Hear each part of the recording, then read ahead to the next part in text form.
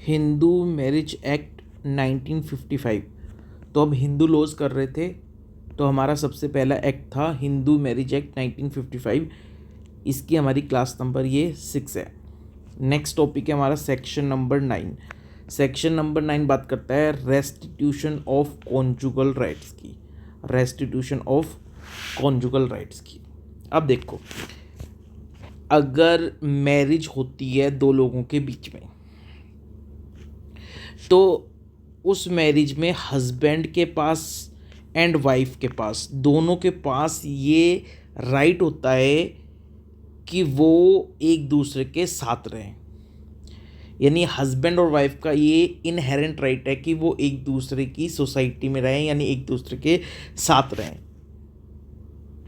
ये एक fundamental rule है मैट्रिमोनियल लॉ का। तो अगर एक बार शादी हो गई दो लोगों की, तो हस्बैंड वाइफ का ये इनहेरेंट राइट होता है कि वो एक दूसरे की सोसाइटी में रहें, एक दूसरे के साथ रहें। ये फंडामेंटल रूल है मैट्रिमोनियल लॉ का। ठीक, अब कॉन्जुगल राइट्स का मतलब क्या होता है? कॉन्जुगल राइट्स का मतलब होता है कि right of the couple to have each other society. तो एक तो दोनों का राइट, कॉन्जुगल राइट का मतलब है कि दोनों के पास, हस्बैंड और वाइफ दोनों के पास राइट है कि वो एक दूसरे की सोसाइटी में रहें, एक दूसरे के साथ रहें। प्लस में right of marital intercourse. Marital intercourse का मतलब कि वो साथ रहें, जो भी मैरिटल ऑब्लिगेशंस हैं वो अपनी जो मैरिटल ड्यूटीज़ हैं उसको फुलफिल करें। ये कॉन्जुगल राइट्स का मतलब होता है। तो कॉन्जुगल राइट का मतलब कि एक दूसरे की सोसाइटी में रहें दोनों, ये दोनों का राइट है। प्लस में मैरिटल इंटरकोर्स का राइट, मतलब दोनों अपनी मैरिटल ऑब्लिगेशन, जो हस्बैंड वाइफ की मैरिटल ऑब्लिगेशन है एक दूसरे के प्रति, उसको फुलफिल करें। ये कॉन्जुगल राइट का मतलब होता है। अब सेक्शन 9 क्या कहता है? सेक्शन 9 कहता है कि मान लो हस्बैंड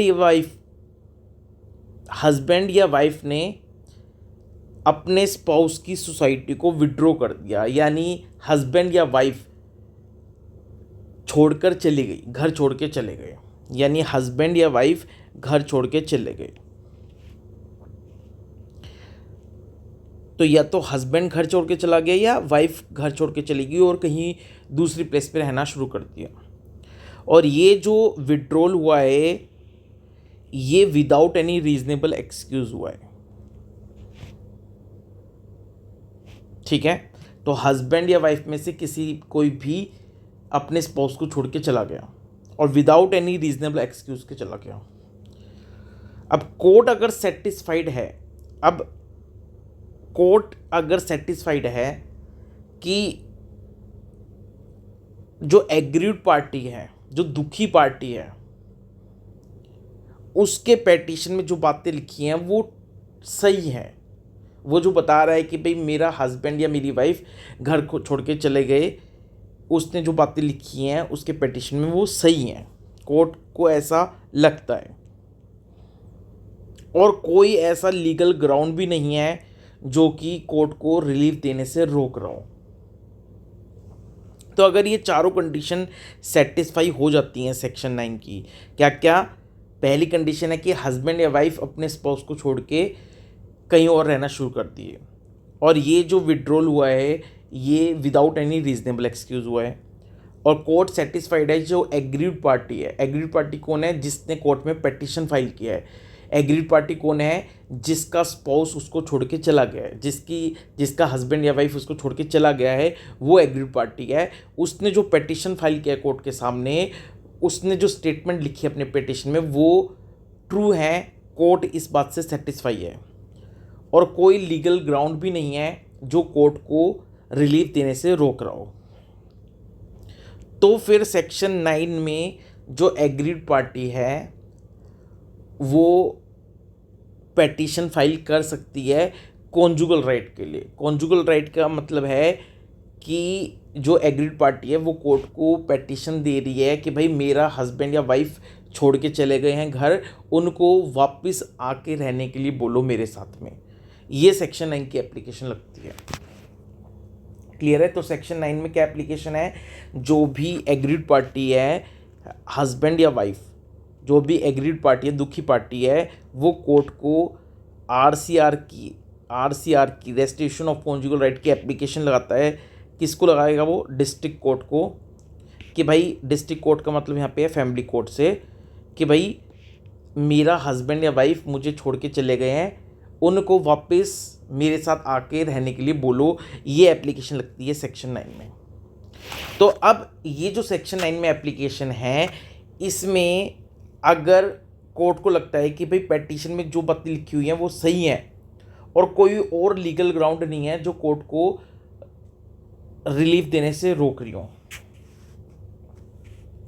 तो कोर्ट क्या कर सकता है, कोर्ट सेक्शन 9 में रेस्टिट्यूशन ऑफ कॉन्जुगल राइट की डिक्री पास कर सकता है। यानी जो स्पाउस छोड़ के चला गया है उसको बोल सकता है कि आप अपने स्पाउस के साथ जाके रहिए। ठीक है।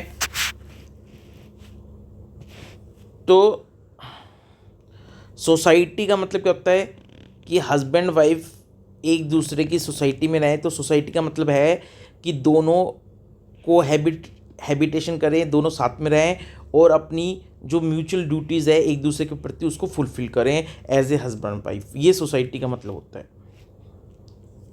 और विड्रॉल फ्रॉम सोसाइटी का मतलब फिजिकल सेपरेशन भी हो सकता है और फिजिकल सेपरेशन के साथ साथ मेंटल सेपरेशन भी हो सकता है। इसको बोलते हैं विड्रॉल फ्रॉम सोसाइटी। जैसे कि मान लो हस्बैंड और वाइफ हैं, तो वाइफ हस्बैंड को छोड़ के चली गई, तो ये तो हो गया फिजिकल सेपरेशन। अब वाइफ क्या कर रही है, हस्बैंड का फ़ोन भी नहीं उठाती, हस्बैंड को रिस्पॉन्स भी नहीं करती। जब भी हस्बैंड फ़ोन करता है तो कभी कभी फ़ोन उठा लेती है, फिर कहती है कि मैं बिज़ी थी इसलिए कॉल नहीं कर पाई। यानी मेंटली भी वाइफ ने सेपरेशन कर दिया है हस्बैंड से। तो विड्रॉल फ्रॉम सोसाइटी में फिजिकल सेपरेशन भी आता है और मेंटल सेपरेशन भी आता है। यानी विड्रॉल फ्रॉम सोसाइटी का मतलब है कि हस्बैंड या वाइफ ने अपने स्पाउस से बिल्कुल कट ऑफ कर दिया, यानी विड्रॉल कर दिया टोटलिटी में। इसको बोलते हैं विड्रॉल फ्रॉम सोसाइटी। अब देखो,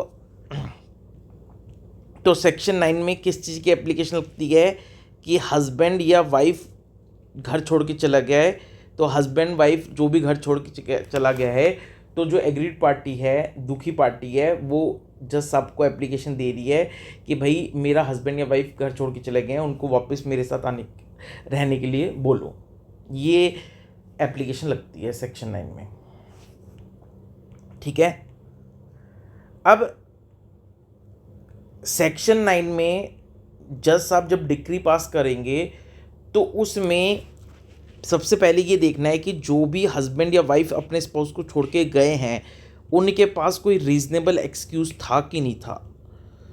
रीज़नेबल एक्सक्यूज़ था या नहीं था, यानी जो भी स्पाउस है उसने जो अपने हस्बैंड या वाइफ की सोसाइटी को विड्रॉ किया, छोड़ के चला गया, उसके पास कोई रीज़नेबल एक्सक्यूज़ है या नहीं। तो रीज़नेबल एक्सक्यूज़ उसके पास था, ये प्रूव करने का बर्डन उस स्पाउस के ऊपर होगा जो छोड़ के गए। यानी हस्बैंड और वाइफ हैं, तो वाइफ अगर हस्बैंड को छोड़ के चली गई है तो अब वाइफ को प्रूव करना पड़ेगा कि भाई आपके पास कोई रीज़नेबल एक्सक्यूज़ था हस्बैंड को छोड़कर जाने का। तो जो स्पाउस घर छोड़ के गया है उसके ऊपर बर्डन ऑफ प्रूफ आएगा रीज़नेबल एक्सक्यूज़ को प्रूव करने का कि उसके पास कोई रीज़नेबल एक्सक्यूज़ था घर छोड़ के जाने का। ये सेक्शन 9 की एप्लीकेशन कहती है। क्लियर है। अब अगर जज साहब को लगता है कि वाकई में ये हस्बैंड या वाइफ घर छोड़ के चले गए हैं और उन्होंने जो घर छोड़ा है वो विदाउट रीजनेबल एक्सक्यूज़ छोड़ा है और कोर्ट सेटिस्फाइड है कि जो एग्रीड पार्टी है उसने जो पेटिशन दिया उसमें सारी बातें जो लिखी हैं वो सही हैं और कोई लीगल ग्राउंड भी नहीं बन रहा जिसकी वजह से रिलीफ देने में बाधा आ रही हो, तो फिर जज साहब सेक्शन 9 में रेस्टिट्यूशन ऑफ कॉन्जुगल राइट की डिक्री पास कर सकते हैं। अब क्वेश्चन है कि भाई सेक्शन 9 कॉन्स्टिट्यूशनली वैलिड है या नहीं, क्योंकि अगर कोई हस्बैंड या वाइफ घर छोड़ के चला गया है तो सेक्शन 9 उसको फोर्स कर रहा है कि वापस आप अपने स्पाउस के पास जाके रहो। तो भाई क्या ये आर्टिकल 21 का right to liberty, right to liberty, right to life, क्या आर्टिकल 21 का वायलेशन है या नहीं? सेक्शन 9 जो है हिंदू मैरिज एक्ट का, क्या वो आर्टिकल 21 है जो कॉन्स्टिट्यूशन का, उसका वायलेशन करता है कि नहीं करता? क्योंकि सेक्शन 9 फोर्स कर रहा है किसी स्पाउस को जो छोड़ के चला गया है, उसको फोर्स कर रहा है कि आप अपने हस्बैंड या वाइफ के साथ वापस जाके रहो। तो क्या ये आर्टिकल 21 का उल्लंघन करता है? आर्टिकल 21 क्या कहता है कि सबको आज़ादी है, राइट टू लिबर्टी, किसकी? लाइफ की, अपनी लाइफ जीने की सबको लिबर्टी है। तो इसमें एक केस लो आया था जिसमें डिस्कस हुआ था कि सेक्शन 9 जो है हिंदू मैरिज एक्ट का वो कॉन्स्टिट्यूशनली वैलिड है या नहीं। तो ये केस का नाम था सरोज रानी वर्सेस सुदर्शन कुमार। ये 1984 का सुप्रीम कोर्ट का जजमेंट है, जिसमें सुप्रीम कोर्ट ने बताया कि सेक्शन 9 जो है वो कॉन्स्टिट्यूशनली वैलिड है। क्योंकि जो सेक्शन 9 है वो यही कह रहा है कि एक बार अगर मैरिज हुई है दो लोगों में, तो दोनों के पास ये मैरिज में इनहेरेंट राइट होता है कि वो एक दूसरे के साथ रहें और एक दूसरे के प्रति मैरिटल ऑब्लिगेशन को फुलफिल करें। अब साथ में सेक्शन 9 के अंदर ये जो रीजनेबल एक्सक्यूज़ का ग्राउंड दिया गया है, रीजनेबल एक्सक्यूज़ का जो ग्राउंड दिया गया है, यानी इसका मतलब है कि अगर हस्बैंड या वाइफ के पास अगर कोई रीजनेबल एक्सक्यूज़ है घर छोड़ के जाने का, तो फिर कोर्ट सेक्शन 9 के अंदर डिक्री पास नहीं कर सकता। यानी अगर हस्बैंड या वाइफ जो भी घर छोड़ के गया है, अगर उसके पास रीजनेबल एक्सक्यूज है घर छोड़ के जाने का, तो कोर्ट उनको वापस अपने हस्बैंड या वाइफ के पास जाके रहने के लिए सेक्शन 9 में डिक्री पास नहीं कर सकता। तो सेक्शन 9 में ये जो रीजनेबल एक्सक्यूज़ का कॉन्सेप्ट है, ये एक तरह से सेफगार्ड करता है उस स्पाउस को जो घर छोड़ के गया है।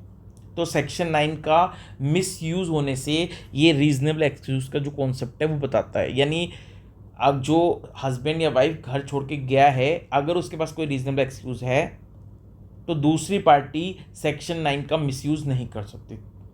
क्लियर है? यानी इसका मतलब अगर हस्बैंड और वाइफ है, वाइफ अगर घर छोड़ के चली गई है अब और वाइफ के पास रीजनेबल एक्सक्यूज़ भी है घर छोड़ने का, तो हस्बैंड जो है वो सेक्शन 9 का मिसयूज़ नहीं कर सकता। हस्बैंड सेक्शन 9 के अंदर एप्लीकेशन डालकर अपनी वाइफ को ज़बरदस्ती अपने पास नहीं बुला सकता, क्योंकि जब हस्बैंड सेक्शन 9 की एप्लीकेशन डालेगा तो जज साहब यही देखेंगे कि वाइफ के पास रीजनेबल एक्सक्यूज़ था घर छोड़ने का। मान लो वाइफ की जॉब लग गई है और जॉब की वजह से उसको जाना पड़ा, वो यहाँ पे इस सिटी में नहीं रह सकती जहाँ पे हस्बैंड रह रहा है ड्यू टू हर जॉब, तो ये रीजनेबल एक्सक्यूज़ हो गया। तो अगर वाइफ के पास रीजनेबल एक्सक्यूज़ है कोई भी घर छोड़ के जाने का, तो सेक्शन 9 में RCR की जो एप्लीकेशन है उसके बेस पे डिक्री पास नहीं की जा सकती। तो ये जो रीजनेबल एक्सक्यूज़ का जो कॉन्सेप्ट है वो एक तरह से प्रोटेक्शन देता है ताकि सेक्शन 9 का मिसयूज़ ना हो सके। इसलिए जो सेक्शन 9 है वो कॉन्स्टिट्यूशनली वैलिड है। ये किस में, कौन से केस में कहा गया था? सरोज रानी वर्सेस सुदर्शन कुमार 1984 में सुप्रीम कोर्ट ने ये कहा था। नाउ नेक्स्ट है कि अगर मान लो जो भी हस्बैंड या वाइफ घर छोड़ के चला गया, उसके अगेंस्ट कोर्ट ने सेक्शन 9 की डिक्री पास कर दी कि भाई आप अपने स्पाउस के पास जाके रहो, यानी रेस्टिट्यूशन ऑफ कॉन्जुगल राइट की RCR की डिक्री पास कर दी। अब अगर मान लो वो डिक्री को हस्बैंड या वाइफ नहीं मान रहे, यानी हस्बैंड और वाइफ जो भी घर छोड़ के गया है उसके अगेंस्ट सेक्शन 9 में डिक्री पास हो गई है कि भाई आप अपने स्पाउस के पास जाके रहो, फिर भी ये जो हस्बैंड वाइफ है जो घर छोड़ के गया है ये कोर्ट की डिक्री को फॉलो नहीं करते, कंप्लाई नहीं करते, तो क्या होगा? तो फिर ऑर्डर 21 रूल 32 कहता है, तो फिर इस डिक्री को एनफोर्स कराने के लिए कोर्ट क्या कर सकता है?